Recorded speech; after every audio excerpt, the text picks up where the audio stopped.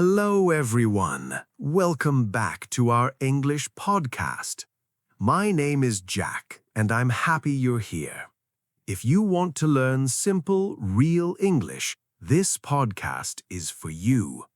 Today's topic is how to practice English at home. Before we start, please like, subscribe, and share. Now relax, sit comfortably, and let's begin. Chapter 1. The Mindset of a Self-Learner. 1.1. Breaking the Fear. Welcome to this journey of learning English from the comfort of your home. The first step isn't about grammar or vocabulary. It's about your mindset. Many learners fail because they are afraid of making mistakes. But remember, mistakes are the evidence that you are trying. Think of English as a tool, not a school subject. You don't need to be perfect, you just need to be understood. Start today with the belief that you can speak English fluently. 1.2. Setting smart goals. To stay motivated at home, you need a plan. Don't just say, I want to learn English. Set SMART goals. Specific, measurable, achievable, relevant, and time-bound. For example, I will learn 5 new words every morning. Or, I will listen to 1 English podcast for 10 minutes before bed. Small steps lead to big results. Chapter 2. Transforming your environment. Immersion. 2.1. What is language immersion? Many people believe that to speak English perfectly, you must travel to an English-speaking country. They think they need to live in London, New York, or Sydney, but that is a myth. Immersion means surrounding yourself with the language. It means making your brain believe that English is the most important language in your life. You can do this without leaving your room. You can create an English island in your own home. Let's learn how to do that step by step. 2.2. Change your digital world. Think about this. How many times a day do you look at your smartphone? Probably hundreds. Your phone is your most constant companion. The first thing you should do is go to your settings and change your phone's language to English. At first, it will be difficult. You might get confused. But very soon, your brain will start to recognize words like settings, notifications, privacy, and storage without any effort. Do the same for your social media accounts and your computer. This small change provides you with passive learning every single hour. 2.3. Labeling your surroundings. The sticky note method. Now, let's look around your room. There are hundreds of objects around you. Do you know the English name for every one of them? Take a pack of sticky notes and a pen. Walk around your house. Write the name of each object in English and stick it on that object. On your mirror, stick mirror. On your cupboard, stick cupboard or wardrobe. On the kitchen fan, stick exhaust fan. Every time you brush your teeth or open the fridge, you will see these words. You are not memorizing them, you are absorbing them. Within a week, you will stop thinking of these things in your native language. 2.4. The power of background English. Even when you are not actively studying, you can still learn. This is called passive immersion. While you are cooking, cleaning, or exercising, play an English podcast or a news channel like the BBC or CNN in the background. You don't have to understand every word. Your goal is to get used to the rhythm, the intonation, and the sounds of English. It's like a background song. Slowly, your ears will become tuned to the English language, making it much easier to understand native speakers later on. Chapter 3. Mastering listening skills. 2.1. Why listening comes first. Think about how you learned your mother tongue. You didn't start with grammar books or writing exercises. You listened to your parents and people around you for almost 2 years before you spoke your first word. Listening is the input, and speaking is the output. If you don't put enough in, nothing will come out. To master English, you must train your ears to recognize sounds, pauses, and the emotions behind the words. In this chapter, we will learn 2 powerful methods: active listening and shadowing. 3.2. Active listening, the deep dive. Most people listen to English passively, like listening to music while working. But active listening is different. It requires your full attention. Choose a short English clip, maybe 2 minutes long. Listen to it once to understand the main idea. Then listen again and try to write down exactly what you hear. This is called transcription. If you miss a word, rewind and listen again. This exercise forces your brain to pay attention to small details like is versus was or can versus can't. Doing this for just 15 minutes a day will sharpen your ears remarkably fast. 3.3. The magic of the shadowing technique. Now, let's talk about the most famous technique in language learning: shadowing. Shadowing means acting like a shadow to a native speaker. Find a video or audio of someone speaking English clearly. As soon as they start speaking, you repeat what they say with only a half-second delay. You are not waiting for them to finish the sentence. You are speaking with them. Why is this magic? Because it forces you to match their speed, their rhythm, and their stress on certain words. It fixes your pronunciation without you even realizing it. It's like learning a song by singing along with the singer. 3.4. Dealing with different accents. Many students complain, "I can understand American English, but British English is too hard," or vice versa. The secret is variety. Don't just listen to one person. Listen to podcasts from different countries. Listen to news from London, movies from Hollywood, and tech reviews from India. Your goal is not to speak in every accent, but to understand every accent. The more diverse your listening habits are, the more confident you will feel in a real-world conversation with people from all over the world. 3.5. Use subtitles wisely. Should you use subtitles? The answer is yes, but only in English. Never use subtitles in your native language. If you see your own language on the screen, your brain will stop listening to the English audio. Start with English audio plus English subtitles. Once you feel comfortable, turn the subtitles off. This transition is a big milestone in your learning journey. It means you are no longer reading, you are truly listening. Chapter 4. Building a powerful vocabulary. 4.1. Quality over quantity.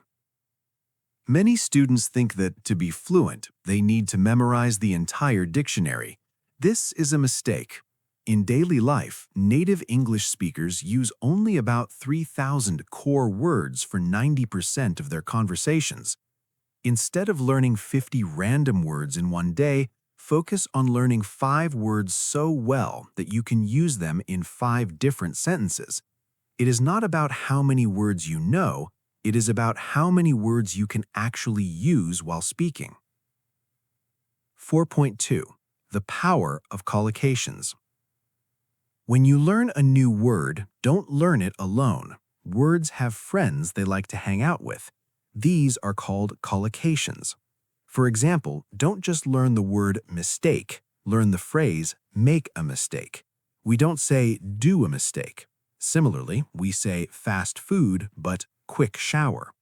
If you learn words in groups, you will sound much more natural and you won't have to pause to think about grammar. 4.3. Don't use a dictionary immediately. When you encounter a new word while reading or listening, do not look it up in the dictionary right away. First, try to guess its meaning from the context, the words and sentences around it. This guessing game creates a strong connection in your brain. Even if you guess wrong, your brain becomes curious. When you finally look up the meaning, you will remember it much longer because your brain worked hard to find it. This is how your vocabulary moves from your short-term memory to your long-term memory. 4.4. The Spaced Repetition System, SRS. Have you ever learned a word today and forgotten it tomorrow? That happens because of the forgetting curve. To beat this, use spaced repetition. Instead of reviewing a word 10 times in one day, review it after one day, then after 3 days, then after a week, and then after a month. Using apps like Anki or Quizlet can help you do this automatically. These digital flashcards track which words are difficult for you and show them more often. It is the most scientific way to build a massive vocabulary at home. 4.5. Use it or lose it. A word is like a muscle. If you don't use it, it becomes weak. Once you learn a new word, try to force it into your conversation or your writing that same day. Write a comment on a YouTube video using that word, or send a text message to a friend. Once you use a word in a real situation, it becomes yours forever. You are no longer just a student of that word, you are a master of it. Chapter 5. Speaking Practice Without a Partner. 5.1. The No Partner Myth. Many people say, I can't speak English because I have no one to talk to. But let me tell you a secret. You are your best conversation partner. To speak fluently, you need to train the muscles in your mouth and build a bridge between your brain and your tongue. You can do this perfectly well while you are alone at home. You don't need a native speaker. You just need your own voice. 5.2. Self-talk, narrating your life. One of the best ways to start is by narrating your day. Imagine you are a character in a movie and there is a narrator describing everything you do. While you are in the kitchen, say it out loud. Now I am boiling some water. I'm going to make a cup of coffee. Where is the sugar? Ah, here it is. By doing this, you're connecting English directly to your actions. You are not translating. You are living in English. If you don't know a word for an object, you'll immediately notice it, and that's a great opportunity to learn. 5.3. The Mirror Technique, Confidence Booster. Go to your mirror, look yourself in the eyes, and talk. Choose a topic, maybe your plans for the weekend, a book you read, or why you want to learn English. Why use a mirror? Because it helps you see your mouth movements and your facial expressions. In a real conversation, 50% of communication is body language. If you look confident in the mirror, you will feel confident when you talk to others. Try this for just 2 minutes every morning. It's a powerful way to kill your hesitation. 5.4. Recording, your digital teacher. Your smartphone is a powerful tool for speaking. Open the Voice Recorder app and talk about a random topic for 1 minute. Then, listen to the recording. The first time you hear your own voice in English, you might feel embarrassed. That is normal. But listen carefully. Did you mispronounce a word? Was your speed too slow? This is the best feedback you can get. Record the same topic again, and you will see that the second version is much better than the first. This self-correction is the key to fast progress. 5.5. Thinking out loud, internal monologue. Before you can speak English fluently, you must think in English. Most of us have a constant conversation inside our heads in our mother tongue. Try to switch that inner voice to English. When you are walking or sitting on the bus, think about your problems or your dreams in English. If you see something beautiful, think, "What a lovely sunset," instead of thinking it in your native language. When you start thinking in English, The words will come out naturally when you finally open your mouth to speak. Chapter 6. Reading for Pleasure and Progress. 6.1. Why reading is not homework. Many learners think reading English is a difficult task like doing homework. They choose heavy books or boring newspapers and give up after 2 pages. The secret to improving your English through reading is to find something you love. If you like sports, read sports blogs. If you like cooking, read recipes. When you enjoy the content, your brain stays relaxed and you absorb the language much faster. Reading should not be a chore. It should be a window to new ideas. 6.2. The N+1 formula. To grow, you must read material that is just a little bit above your current level. This is called the N+1 formula. If you were a beginner, don't start with a novel, start with graded readers. These are books written specifically for English learners using simple words. If a page has 50 new words, it is too hard. If it has 2 or 3 new words, it is perfect. This way, you understand the story while learning a few new things at the same time. 6.3.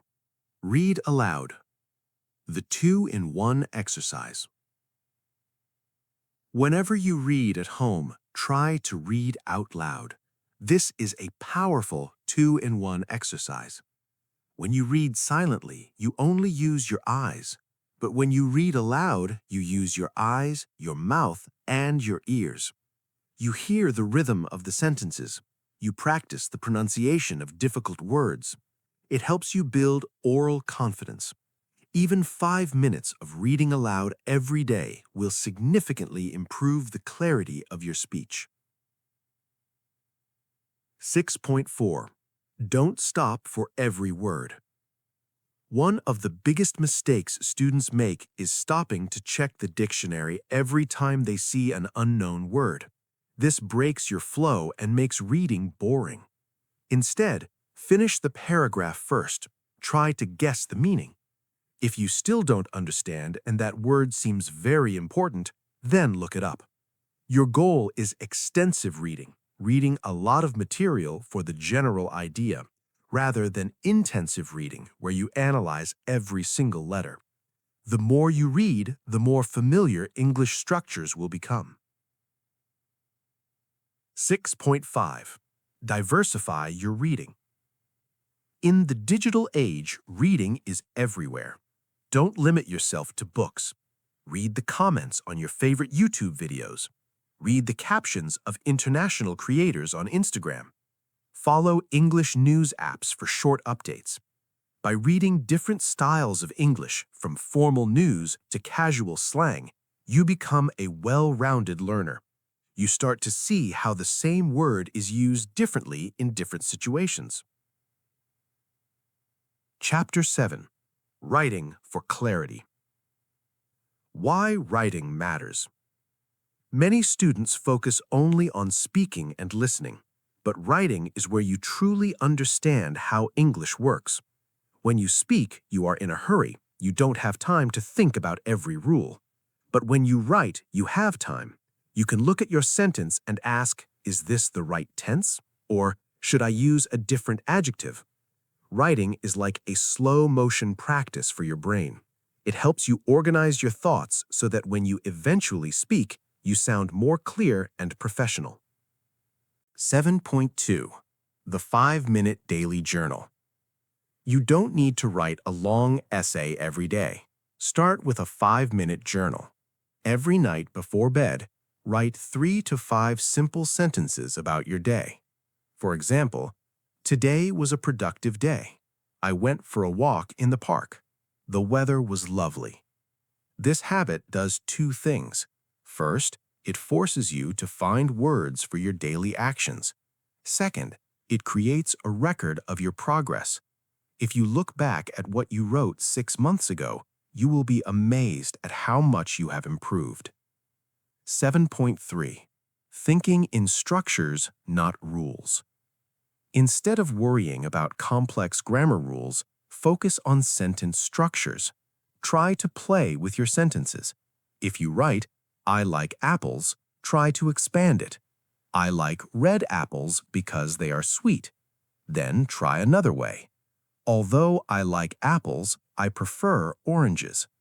Writing gives you the space to experiment with these connectors like because, although, however, and therefore.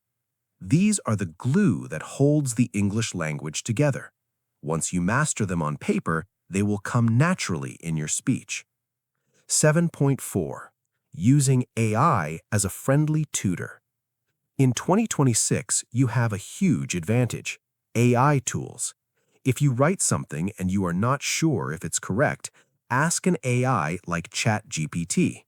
But don't just ask it to fix the mistakes. Ask, "Can you explain why this sentence is wrong?" Or, "Can you make this sound more natural?" Treat the AI as a tutor, not a machine that does your work. By studying the corrections, you learn the patterns of the language and avoid making the same mistakes next time. 7.5. Writing to express, not to impress. The biggest mistake in writing is trying to use big or difficult words to look smart. Real clarity comes from simple, direct language. In English, short sentences are often more powerful than long, confusing ones. Your goal should be to make sure the reader understands exactly what you mean. Whether you are writing an email, a Facebook comment, or a text message, focus on being clear. Simple English is beautiful English. Chapter 8. The Secret of Consistency. 8.1. The Why Behind the Journey.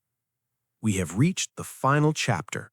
You now have the techniques: immersion, listening, vocabulary, speaking, reading, and writing. But there is one thing that matters more than all of them: consistency. Most people stop learning not because it is too hard, but because they lose their why. Before you start each day, remind yourself why you want to learn English. Is it for a better job, to travel the world, or to watch your favorite movies without subtitles? When your why is strong, you will find the time even on your busiest days. 8.2. The 15-minute rule. Many learners fail because they try to study for 3 hours on Sunday and do nothing for the rest of the week. This does not work. Your brain needs regular contact with the language. Follow the 15-minute rule. Even if you are exhausted, just spend 15 minutes. Listen to one short podcast or write 3 sentences in your journal. Small daily actions create a snowball effect. Over months and years, these 15 minutes will build a mountain of knowledge. Consistency is what separates a student from a master. 8.3. Dealing with the plateau. In your journey, you will reach a stage called the plateau. This is a time when you feel like you are not improving anymore. You study, but you still make mistakes. Don't be discouraged. The plateau is a sign that your brain is processing everything you have learned. It is like a quiet forest before the spring. If you keep going and don't quit during this stage, you will suddenly experience a breakthrough where everything becomes clear. Trust the process.